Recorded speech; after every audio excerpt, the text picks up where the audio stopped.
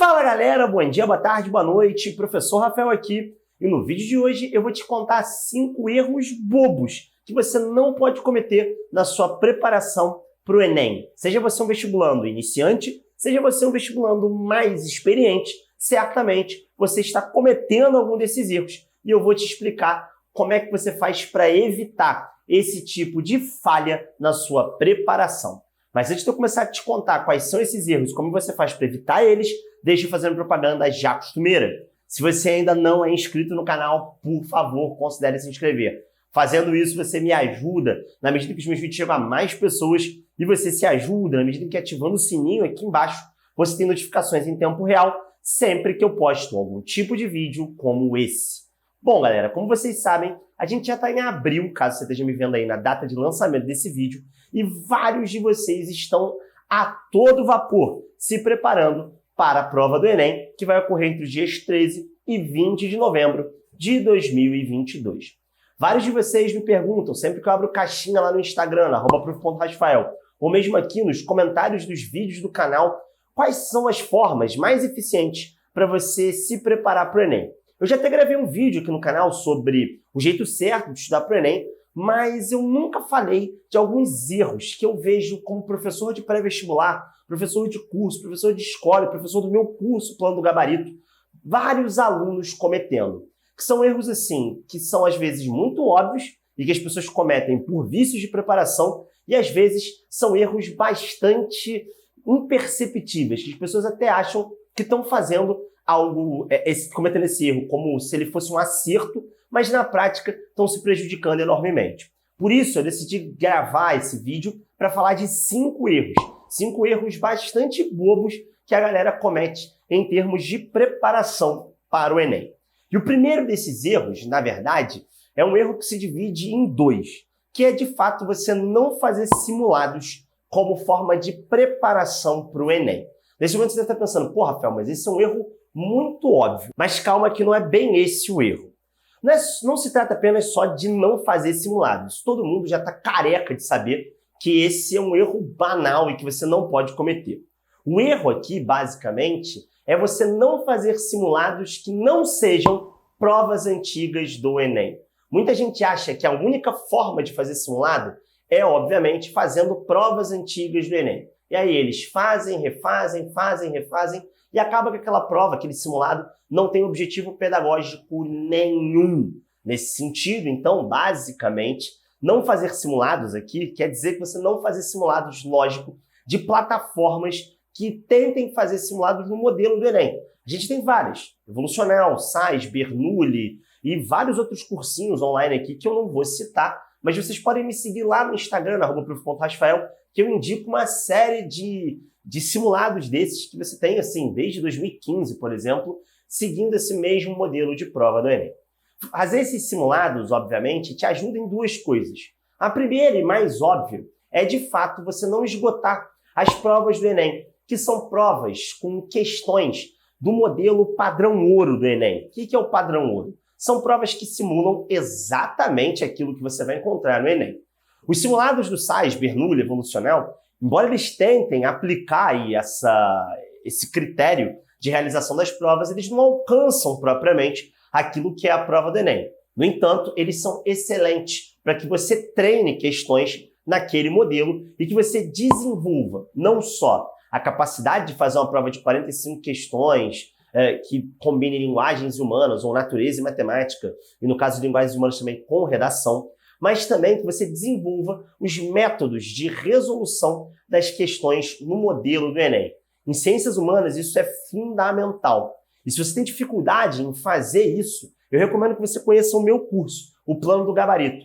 Um curso único dentro da internet que vai muito além daquela baboseira de que a preparação do Enem é só conteúdo, conteúdo, conteúdo.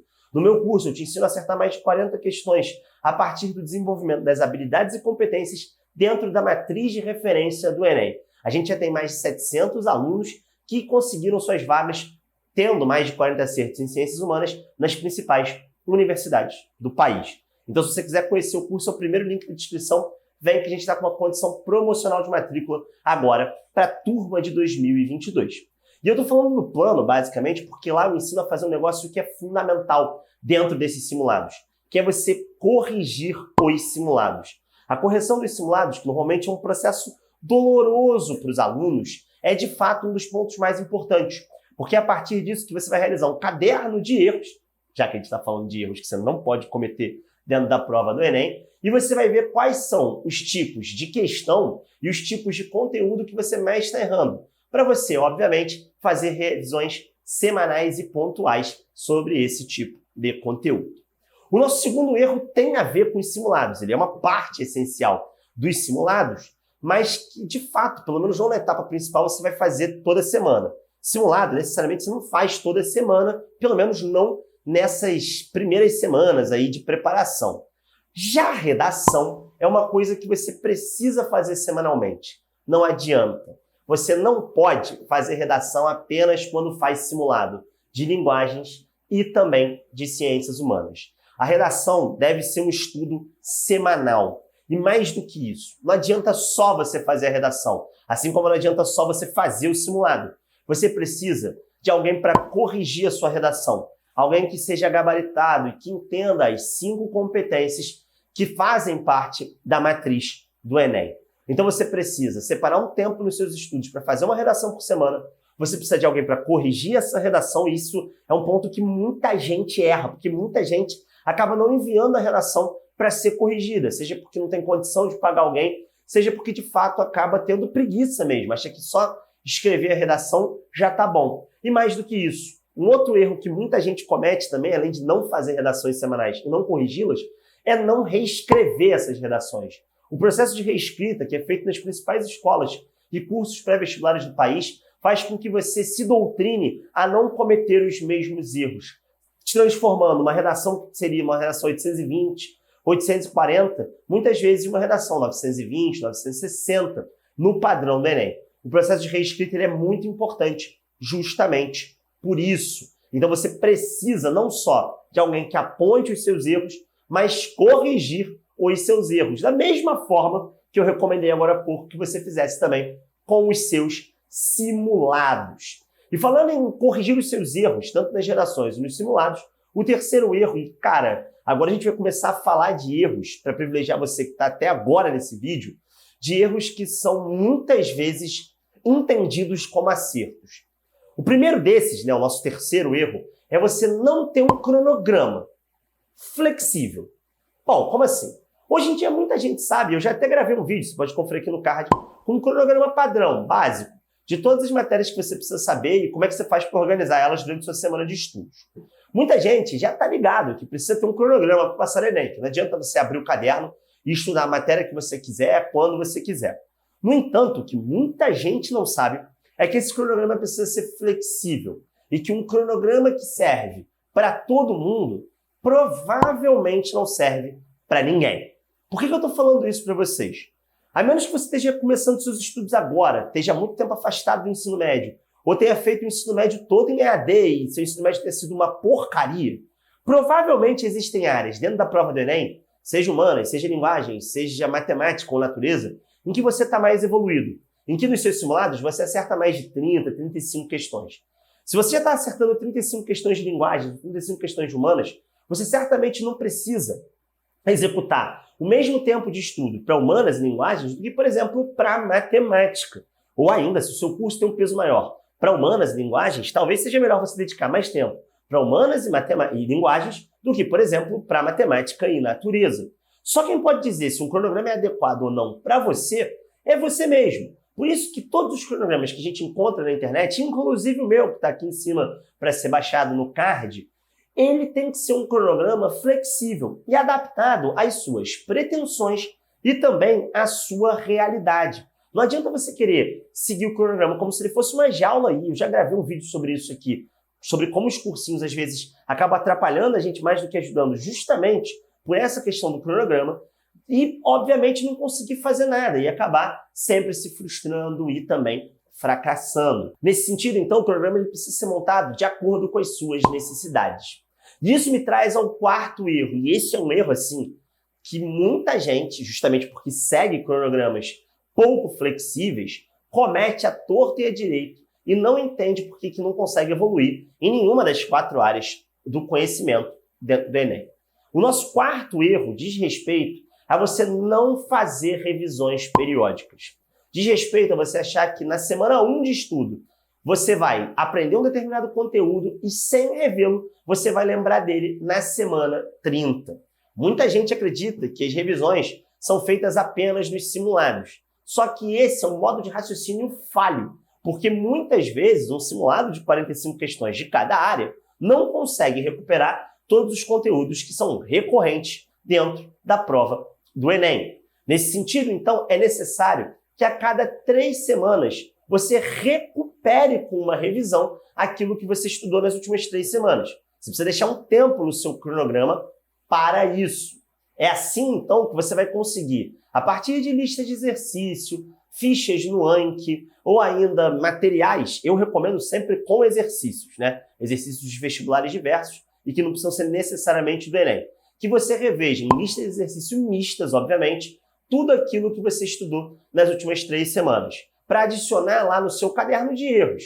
Ou seja, adicionar se algum desses conteúdos das últimas 3 semanas não ficaram bem fixados e, caso sejam conteúdos recorrentes na prova do Enem, você voltar a estudá-los. Revisões pontuais são muito importantes, inclusive para que você não estude como você estudava na época da escola, ou seja, estuda, faz uma lista de exercícios sobre o assunto e depois esquece aquele assunto.